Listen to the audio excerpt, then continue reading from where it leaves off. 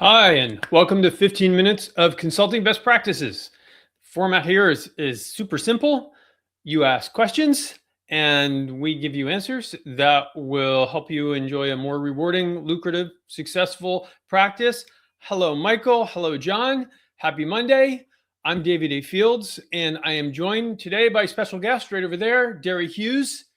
Deri and his firm Honeycomb build consulting skills and consultancies, and he's an expert in how you scale your delivery team. And that's no easy task for most of us who are growing our consulting firms, which is why I asked him to join me to answer your questions. And please type your questions in the chat because it takes a little while for them to show up. And happy Monday to Caitlin. So welcome, Deri. I'm so glad you're here. It's great to be here, David. Thank you for having me on.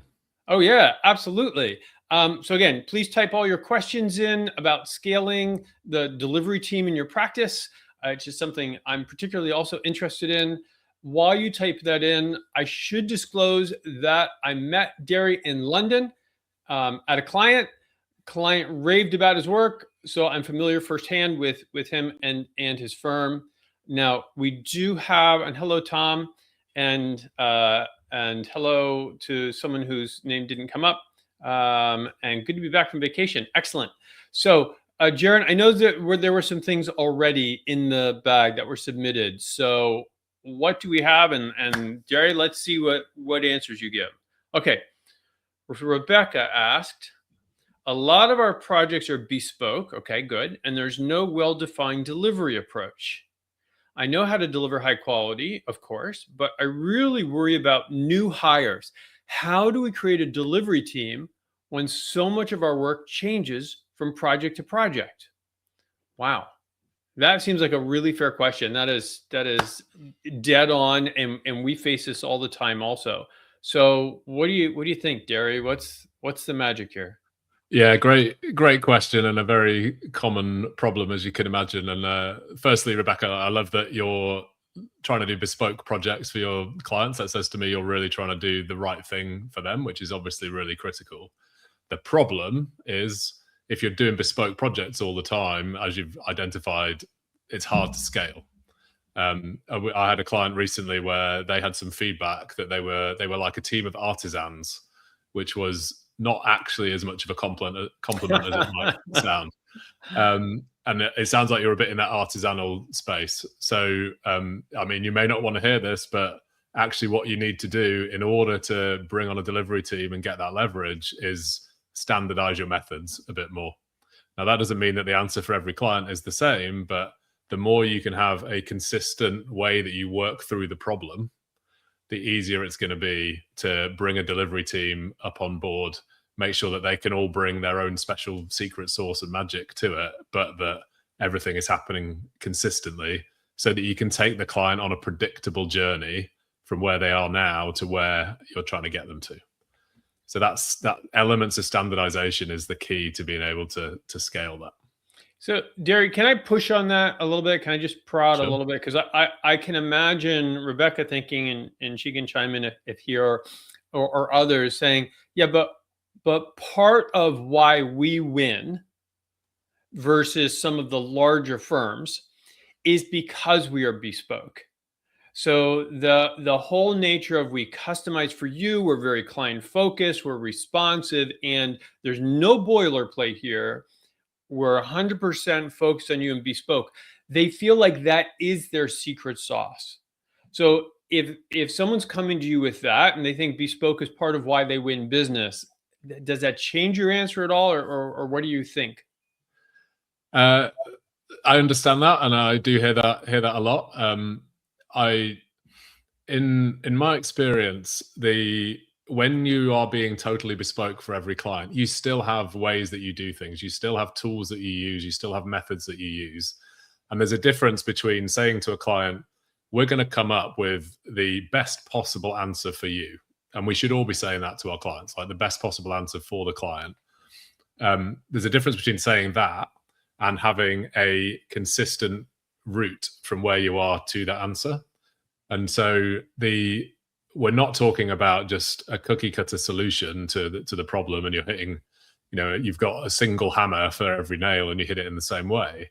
But what we're talking about is a consistent method for working through the problem that is facing you. Now, that might mean in some cases you're doing a bunch of customer surveys, and in some cases you're doing a bunch of workshops or focus groups, for example. But the steps of, we're going to gather some information, we're going to analyze it in a certain way, we're going to present this we're going to take your team on the journey in this certain way. Like, those steps can be relatively standardized, and that enables you to bring consistency. If you stick with purely bespoke, you're never going to be able to scale. Yeah, that's so I'm glad you said that, because that's very consistent with what we've seen, which is that few businesses are truly 100% bespoke. And in fact, that's not what clients are typically looking for. So yes, they are hiring your firm because you customize for them. It doesn't feel boilerplate, but they believe you have a proven process. They believe you've done this before. And if you say, oh, well, this is all new, we're making it all up completely for you, that tends to make you a little less compelling. And so in all likelihood, even this is what we've seen. So it's interesting, you've seen the same thing, is that even if you are providing that tailored, customized service, the core of it is repeatable, and you can make it standardized, and that's part of how you scale. Excellent. We said it looked like that Michael Aronson had some questions here. He asked how you scale your delivery model if you have a one-person shop and 3 affiliate partners that can be brought in as needed. And it looks like he has different folks to bring in at different times. And from your standpoint, if that's your model, how do you scale? Yeah, this is a real tough point in the scaling journey, and it's very common that you might have one. Sounds like, Michael, you've got yourself, and then you've got some experienced people that you bring in when you need them, and those people will come with their own ways of doing things and their own expertise. And this is a real difficult tension. It's one that I have in my own business at the moment. And what I've found to be really important is that you've got to be really clear about the stuff that matters to you, the stuff that is important to the secret sauce that you're bringing to clients and the way that you're solving client problems, and be curious about the other bits that the associates are bringing to the table. And over time, start to incorporate that into a single set of best practices for how things are done. You're taking the best bits that those associates bring into solving problems for your clients and making that part of your methodology as a group of people. Hopefully you're working with these people on a regular basis, and you're getting to know each other, and you're getting to work closely together. And that allows you to refine it into a consistent way of delivering things. Yeah, that's fair. We have, I wouldn't say a different take. I would say an adjacent, or perhaps some corollaries on what you've said also. So I'll be interested in your feedback. One is that, Michael, I would separate the idea of scaling from needing them to be full-time, because we've actually helped some clients scale up to not huge firms, but 5 million, 3, 4, $5 million, so call it 4 million pounds, purely with contractors, purely with affiliates. And so you can scale by having a broad pool of delivery people you trust. The other thing, and Deri, you weigh in on this, we have tended to counsel clients to be more focused on output than the approach in certain cases, because you can bring in different people who might have, as you said, different best practices and different ideas. But as a firm, you should be consistent and very clear on what you want your output to be and what you want that to look like for your clients. Agree, disagree? What do you think? No, I think that's really important. Like, you're trying to build your firm as a brand out in the market. You're trying to build yourself as a brand, and you're trying to build your firm as a brand. And ultimately, for us as consultants, our work product is usually a document at the end. That obviously the discussions and the conversations and everything, the interactions as you go through are critical, but there is a document that represents your brand at the end, and that has to be consistent. The only thing I would say is I see people get very hung up on particular types of graphics and particular types of charts and things like that. I mean, have your own bugbears. It's your firm. You can do what you like with it, but just be a little bit aware of like, am I fixated on this thing because it really matters, or just because it's my personal preference? Yeah, fair enough. Always remember, it's about the client. It's not about you. So what actually communicates best for the client? Yeah, that's a really fair point. Michael, let us know if that helped. Looks like it did. That is perfect. The rest of you, if you have comments or thoughts that weigh into that, let us know. And also, if you have additional questions, put them in the chat. Since I don't see one right now, Jaron, I'm almost positive there was at least one more question someone had submitted in advance. All right, from Jacob. Should I be hiring senior people first? Oh, this is such a good question. This came up today. Should I be hiring senior people first or junior people first on the delivery side? Senior people are really expensive. And David has mentioned that the success rates on hiring senior people is low. That's true. I have mentioned that. But junior people need a lot of training, and I don't have time to train people. Oh, this came up. I was speaking with someone else in the UK today, and we were talking about building people versus ready-made. So what do you think? Senior or junior? Do you build your people, or do you buy them ready-made? Where do you come out? Man, this is a tough question. Firstly, I would totally agree with you, David. Senior hiring is difficult. It's very difficult. I mean, there's a lot behind this that depends on exactly what you want these people to do. If you're going to hire a senior person because you want them to come in and take the sales load off your shoulders and go and win you loads of new business, that's a really tough hire. Yeah, that's not going to happen. yeah, I would almost not bother even trying. The senior person that can come in and help deliver, then I think we're into that associate model is the safest way of doing that. Working alongside people, getting used to them, and maybe over time you can bring them in permanently if you really need to. Yep. But in my view, it's worth taking a bit of gross margin hit on an individual project, because you have to pay someone a higher day rate to give yourself the flexibility whilst you're growing, rather than trying to hire somebody on a big salary. And then hiring junior people, ultimately, for most types of consulting, you're going to have to hire somebody junior at some point, and you're going to have to figure out how to train them and get them on board.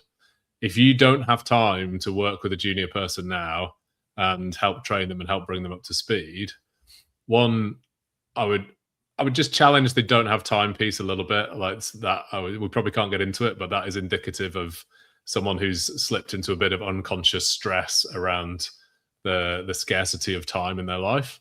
And you can maybe reframe that a little bit. But equally, there may be value for you in just hiring a junior person. And remember, this is an apprenticeship model, and it always has been. And if they can sit alongside you and come up to speed, then maybe they don't get up to speed as fast as a really solid onboarding and training program might give them, but they can get up to speed pretty quickly if you hire the right smart person. Yeah, there's something to be said for hiring A players and hiring for attitude. And so totally agree with you on a lot of that. And you've absolutely made me have to ask, okay, so what's the time challenge? If someone's like, wait, I'm already working 15 hours a day, I'm in delivery, I'm selling, all of that, and now you want me to train somebody up? Yeah. So help reframe that for some of the folks who are listening and are feeling like they're in that boat. So in my experience, when someone says I don't have time, if they genuinely analyze how they're spending their time, it's not time that's the constraint, it's energy and it's focus.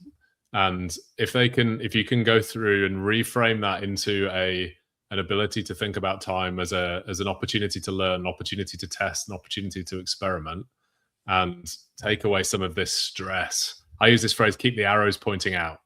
So if you've got all these people demanding things of you, turn those arrows around and get back in control. And then suddenly you can find 15, 30 minutes in a day to talk with someone junior to bring them up to speed, or to write down how you do something.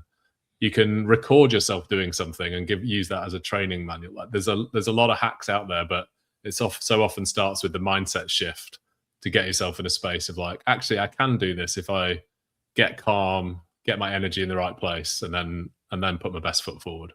Yeah, that's excellent. I love that. Look at that. That was a little bit of extra. So it turns out a lot of being able to scale your firm is managing your own energy, which is awesome. And look, just like that, we've used up our 15 minutes. So thank you all for spending 15 minutes with us. Deri, thank you so much for joining this community this week. If you would like to connect with Deri on LinkedIn, oh, great. Thank you, Jaron.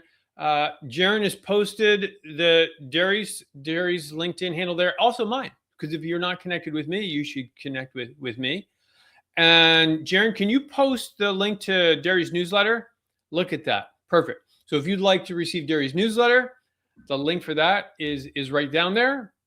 And on the off chance you are new here, most of you come, and you don't have it in your calendar, put in your calendar, davidaffields.com Monday Live on Mondays. And that way you're always here and you see smart people like Deri and can ask questions. And that's it. Thank you again so much for joining us. Hope you have a fabulous week.